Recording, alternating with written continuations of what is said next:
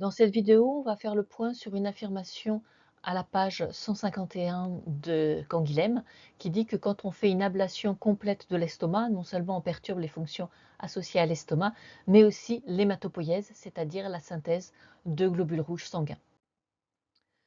Alors quel est le mécanisme de ce processus? C'est une carence en vitamine B12. Donc, quand il y a une carence en vitamine B12, il y a ce qu'on appelle une anémie, c'est-à-dire qu'il n'y a pas assez de globules rouges dans le sang, ce qui entraîne une grande fatigue. Et la carence en vitamine B12 est assez caractéristique parce que les globules rouges sont beaucoup trop grands, donc c'est ce qu'on appelle une anémie mégaloblastique. Et donc c'est tout à fait différent d'une anémie par manque de fer, hein, elle se repère dans les analyses de sang.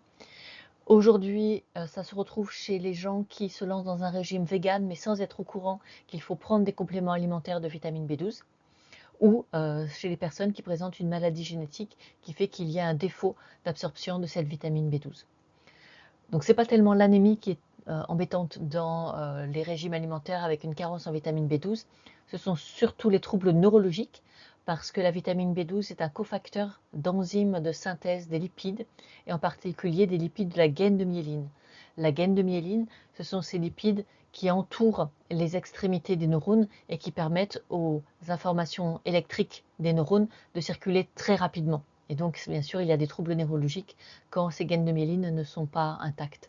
Euh, Quelque chose que peut-être vous connaissez mieux, c'est la sclérose en plaques. La sclérose en plaques, c'est une maladie auto-immune où le système immunitaire de la personne attaque la gaine de myéline et quand elle attaque cette gaine de myéline dans un secteur particulier, eh bien, ça fait des troubles associés qui sont extrêmement marqués, des paralysies, des aphasies, etc.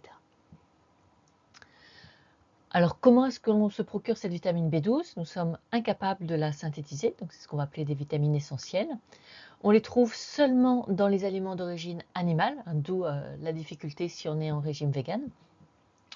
Elle est associée à des protéines, mais le premier rôle de l'estomac, c'est de le séparer grâce à la sécrétion d'acide chlorhydrique et d'une enzyme qui est la pepsine.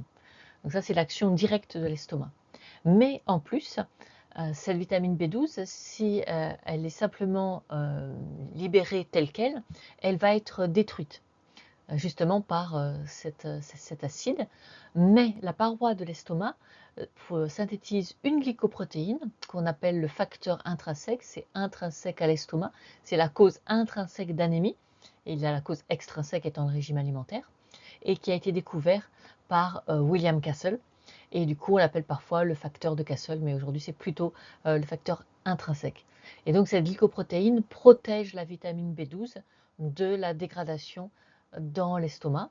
Et donc, va continuer son chemin avec le reste des aliments et elle va entrer dans l'intestin grêle, qui est l'endroit où elle est absorbée. Et dans l'intestin grêle, le pH est basique. Donc, dans l'estomac, il est très acide, entre 1 et 2. Dans l'intestin, il est basique, à pH 8.